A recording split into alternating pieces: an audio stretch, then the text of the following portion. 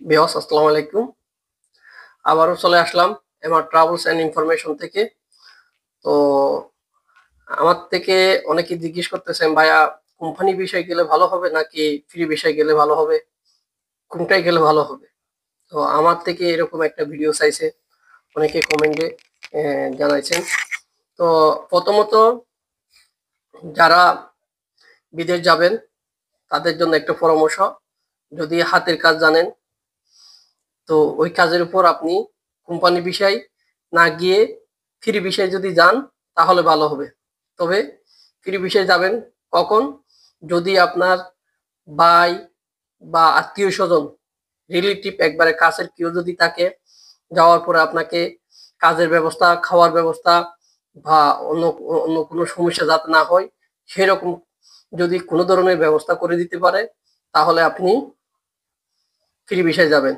যদি আপনি হাতের কাজ বা কোনো কাজের উপর অভিজ্ঞ হন, যেমন আপনি হয়তো ইলেকট্রিকের কাজ পারেন, তখন ধরেন আপনার ভাই ইলেকট্রিকের কাজ করে, তখন আপনি ফ্রি বিষয়ে যদি যান তাহলে আপনি ওই কোম্পানিতে কাজ না করে যখন আপনি বিভিন্ন জায়গায় কাজ করবেন তাহলে আপনি অনেক যেটা 1 ঘন্টায় আপনি 40 টাকা পাবেন সেটা আপনি 1 ঘন্টায় 70 টাকা 80 টাকার মতো পাবেন। তো ফ্রি ভিসা গেলে এই একটা উপকার আছে, স্যালারি বেশি পাওয়া যায়, বেতন বেশি পাওয়া যায়, আপনি নিজের স্বাধীনতা থাকে, নিজের স্বাধীন মতো কাজ করা যায়। তো যদি আত্মীয় স্বজন থাকে, যদি হাতের কাজ জানেন, ভালো কোনো অভিজ্ঞতাকে কাজের উপর, তাহলে ওই কাজের উপর যাবেন ফ্রি ভিসায়, অন্যথায় ডাইরেক্ট কোম্পানিতে যাওয়া সবচেয়ে ভালো হবে। তো ডাইরেক্ট কোম্পানির ক্ষেত্রে আমি বলবো, যদি আপনার হাতের কাজ জানা না থাকে, যদি আপনি আপনার রিলেটিভ বা কাছের আত্মীয় স্বজন না থাকে, আপনি যে দেশে যাবেন তখন আপনি কোম্পানি বিষয়ে গেলে সবচেয়ে ভালো হবে। কারণ আপনি একটা দেশে যাওয়ার পরে আপনি সে দেশের আপনার রুট গার্ড বা কোনো কিছুই চিনেন না, আপনার একটা আত্মীয় স্বজন বা কেউ নাই যে যাওয়ার পরে আপনাকে এরকম কেউ কাজ না থাকলে কাজের ব্যবস্থা করে দিবে বা কোনো সহযোগিতা করবে। যদি এরকম না থাকে তাহলে আপনি ফ্রি বিষয়ে কখনো যাবেন না। তাহলে যদি যান তাহলে আপনি বিপদে পড়বেন, অনেক কষ্ট করতে হবে, পরিশ্রম করতে হবে। যদি কোম্পানি বিষয়ে যান তাহলে একটা সুবিধা কি, আপনার যাওয়ার পরে কোম্পানিতে কাজ করবেন, কোম্পানিতে খাবেন থাকবেন, সব ধরনের ব্যবস্থা করে দিবে, স্যালারি নিয়ে কোনো টেনশন থাকবে না। তো যখন কোম্পানিতে 1 বছর থাকবেন তখন আপনি ওই দেশের অনেক কিছু চিনে যাবেন, বুঝতে পারবেন।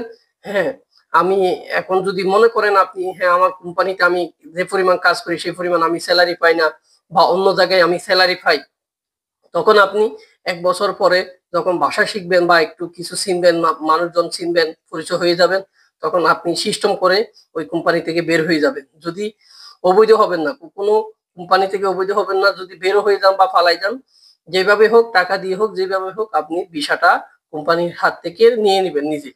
তারপরে আপনি যেহেতু 1 বছর থাকছেন, অনেক কোম্পানি চিনেন, পরিচিত হয়েছে, আপনি কাজের ব্যবস্থা করে ওই কোম্পানিতে কাজ করবেন, স্যালারি বেশি দিয়ে কোম্পানিতে দিবে।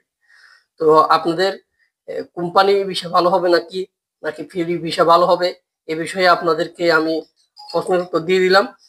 আশা করি বুঝতে পারছেন আপনারা। তো ভবিষ্যতে যারা কোম্পানি ভিসায় যাবেন নাকি ফ্রি ভিসায় যাবেন, আমার এই ভিডিওটা দেখবেন, দেখার পরে আপনারা সিদ্ধান্ত নিতে আপনাদের সুবিধা হবে। তবে আমার একটা পরামর্শ আপনাদের প্রতি, যারা বিদেশ যাবেন তারা কখনো ফ্রি বিষয়ে যাবেন না যদি কাজ না জানেন। ফ্রি বিষয়ে যদি যান আপনার এমনও হইতে পারে কাজ না পেয়ে, না খেয়ে রোডের মধ্যে থাকা লাগতে পারে। তো ধন্যবাদ, চ্যানেলটি সাবস্ক্রাইব করবেন, পাশে থাকবেন, এরকম নিত্য নতুন আরো অনেক ধরনের পরামর্শ, সহযোগিতা, নতুন তথ্য নিয়ে আপনাদের মাঝে আমি হাজির হব ইনশাআল্লাহ। ভালো থাকবেন, ধন্যবাদ, আসসালামু আলাইকুম।